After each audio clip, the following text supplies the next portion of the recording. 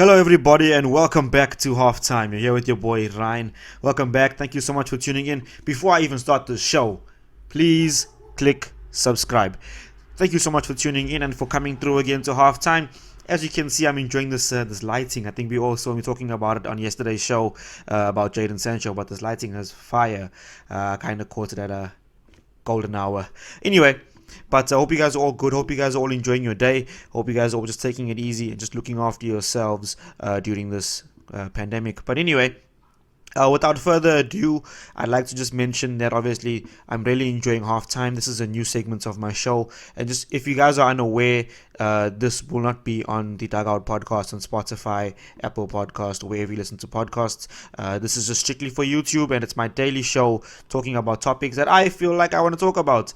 It's mostly a section chatting about the European paper headlines, but also separate topics that I feel are very important. And just like today's one that I'm about to get into, Arsenal and Mikel Arteta have a very big decision to make with the availability of both goalkeepers being Bernd Leno and Emi Martinez. But before I even get into that, let me get into some headlines. So, Jadon Sancho, according to the Daily Mail, may have to even actually submit a transfer request if he hopes to have his transfer to Manchester United come true. I reported on this yesterday, and we spoke about what Michael Zorc came out on the weekend, who's Dortmund's CEO. He came out and said that Jadon Sancho will be a part of their plans for the next coming season. There's even been pictures of him being part of their preseason, so I think Jadon will need to submit a transfer request to force his move to Manchester United. But let's just keep an eye on how that develops, and let's just see where that goes. Okay, moving over to Watford. So Watford are demanding £30 million for star man Ismaila Sarr. Crystal Palace happen to have Ismaila Sarr on their radar, and they have inquired about his services at Watford. Watford are demanding nothing less than £30 million because they want to make sure that they actually make a profit off their record signing. Now, it makes sense for Watford to be demanding that kind of money, but let's just see how the whole thing develops with Crystal Palace, because we all know that Wilfried Zaha is the star man at the club, and are they signing him to replace Wilfried Zaha? Are they signing him to play with him? So I think Wilfried Zaha's availability, whether he stays with Palace, whether he moves, is the bigger question. I think if Wilfried Zaha has to move, or if he does move this summer, then I think Crystal Palace will do well to get Ismaila Sarr as his replacement. Ismaila Sarr is a very good player. Pace, tenacity, trickery, can score, can beat his fullback quite well. Also tracks back to help out defensively. Good player, good young player, got the potential to improve as well. So let's see what Palace think about this. I think with Watford's demands, I think Palace won't actually meet £30 million at this moment in time. So just keep an eye out on that. Okay, so moving on to Arsenal. So Arsenal have been offered 3 players that they can choose from plus cash from Juventus. Arsenal have been offered either Gonzalo Higuain, Christian Romero, or Douglas Costa plus cash in an attempt to prize away Lacazette.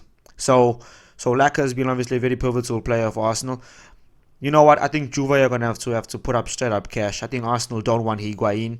I think Douglas Costa would be a good player, but I think it's either cash or it's nothing at all.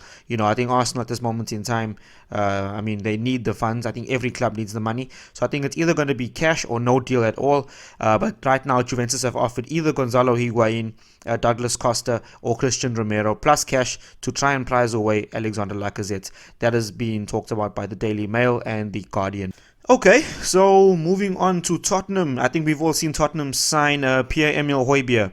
Now, that's been a long transfer debacle for the longest time. I think Tottenham did drag their heels, and it did frustrate Tottenham fans with how long they took to conclude the deal, but they finally got it over the line. So Pierre-Emile Højbjerg joins Tottenham and Jose Mourinho, and I think that's one more decent midfielder added to their squad. I don't know what that means for someone like Tanguy Ndombele. I don't know what that means for Harry Winks. But I think right now Pierre-Emile Højbjerg, because of his experience in the Premier League, I think he just starts ahead of them. I think a midfield of him, Moussa Sissoko, and Lo Celso at number 10 should be well equipped to handle anything. I think Pierre-Emile Højbjerg has been brought in just for added ball retention. Tottenham have, I mentioned it the other day, Tottenham have suffered with the lack of ball retention and being unable to to keep the ball moving and ticking over in some phases of play.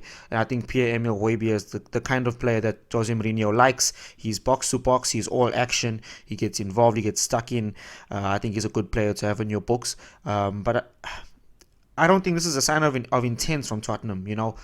I like Pierre-Emile Højbjerg. Pep Guardiola loved him. When he first came to Bayern, Pep that is. When Pep first got to Bayern and he first saw Pierre-Emile Højbjerg, he was loving him. He enjoyed the player. He thought of him as his Sergio Busquets in a way. He almost wanted to recreate him into that. He's got a very calm head, very mature, plays very well, handles a lot. I think Pierre-Emile Højbjerg is a good player, but does he take Tottenham to new heights? I don't think so. But let's just keep an eye on that and see when he starts and see when he actually gets a game for Tottenham and see how that whole thing develops. I think he improves Tottenham's squad, rotation-wise.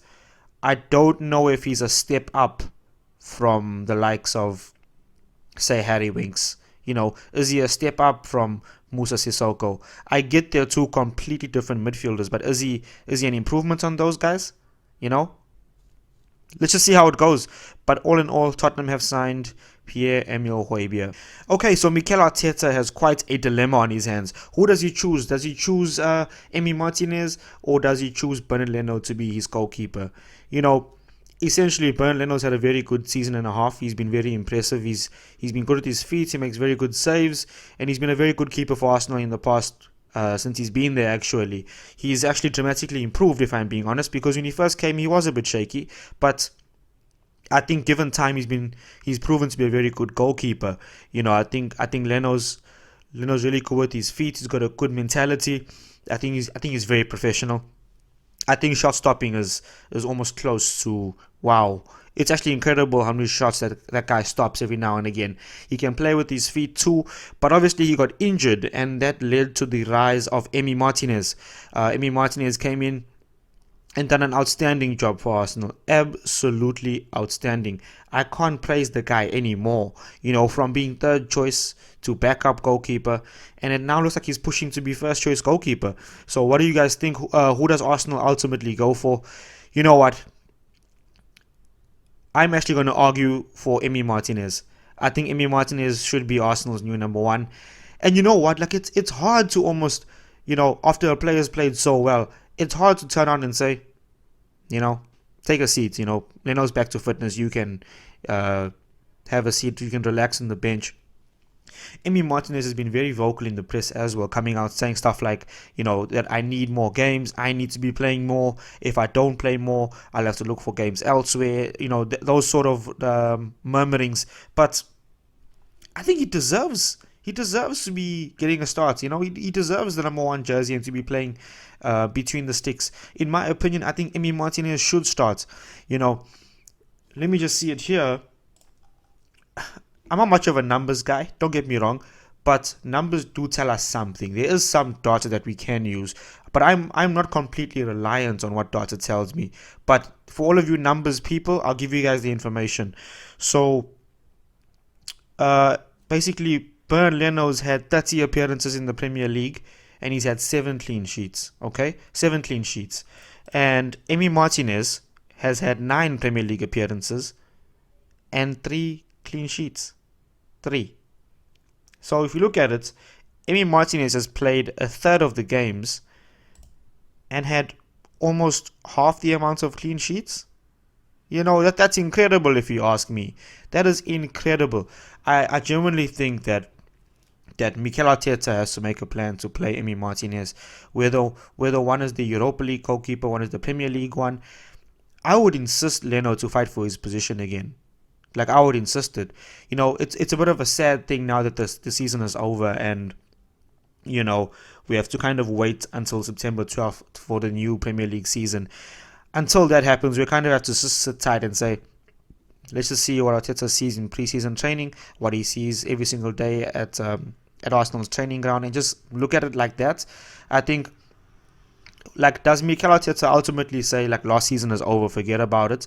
Or does he say, you played extremely well last season, you deserve a go? I remember, I'll give you guys a bit of a personal story. I remember at DHS when I was still emerging as a right back. I remember I started out in under 14, I think under 14D, and that was basically my first season. I think I wasn't the most. I was very hardworking. If I'm being honest, I was very hardworking. So I trained, I played football with my friends, I played club after school. So I got better and better. A season went by, and I proved my competence at right back. I played very well. I had an outstanding season. I won a couple of awards that year at DHS, and then the following year I moved up to the under 15B team. So basically what happened, how I got the move up, the right back of the under 15B team got injured, and there weren't many like natural right backs at my high school. So I stepped up and told the coach, "Hey, listen, I'll fill in for him for a game." And I'll never forget, we were at a school called Pinetown. We were at Pinetown away. It's my debut. And I basically played outstanding. And the coach said, "You're staying in the team. This is your spot for the entire season." So I stayed in the team. I got the position, and I was very happy. Now that's a similar thing to what happened between Leno and Emi Martinez, where it's very harsh after you've played so well to get told, you're not going to be between the sticks, or you're not going to start today. It's very harsh. Let's hope that both boys come back fit, and let's just see how Mikel Arteta assesses this.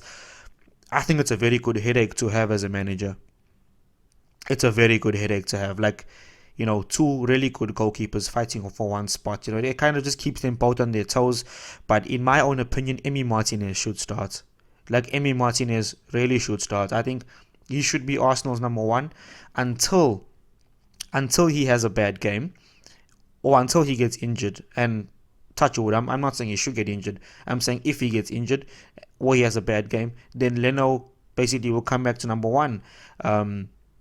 I think Leno did inspire a lot of confidence in the back four. He did when he was between the sticks, but so has Emi Martinez. I think he's been outstanding. And for only playing 9 games this Premier League season, to have, 3 clean sheets, which is a third of the games, but half the amount of clean sheets of Leno. So I'm not a numbers guy, but from what I'm seeing, I've watched Emi Martinez. He's been great. He's been something really new for Arsenal. Like, his story is very inspirational too. From third choice to backup, now first choice, and he's worked his way up into the Arsenal ranks. So I think, in my own personal opinion, that Emi Martinez should be Arsenal's new number one. What do you guys think? Hit me up in the comments. Tell me what you guys think about this. If you guys disagree, tell me why.